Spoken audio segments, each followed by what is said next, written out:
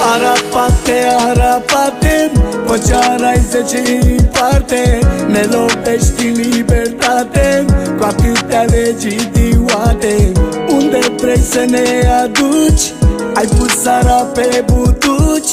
Răbdăm și ne tragem chinul în arest la domiciliu.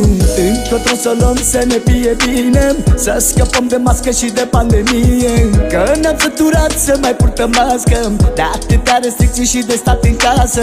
Dacă după 6 mergi la magazine, te culci de mâncat, nu găsești o pâine. Degeaba ne strângem și strigăm în stradă, dacă Arapat nu vrea să ne vadă.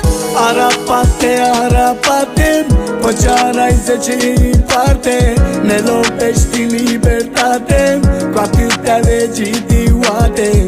Unde vrei să ne aduci? Ai pus ara pe butuci. Răbdăm și ne tragem chinul în arest la domiciliu.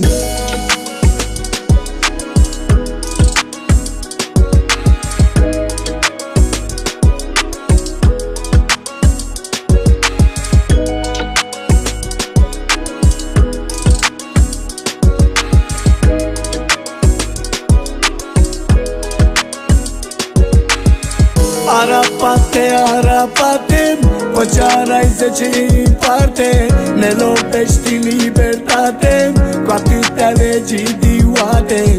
Unde vrei să ne aduci?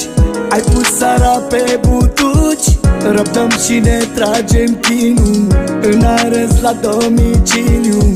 Arapate, arapate, păceara-i 10 în parte. Ne lovești în libertate cu atâtea legi idiote. Unde vrei să ne aduci? Ai pus ara pe butuci. Răbdăm și ne tragem chinul în arest la domiciliu.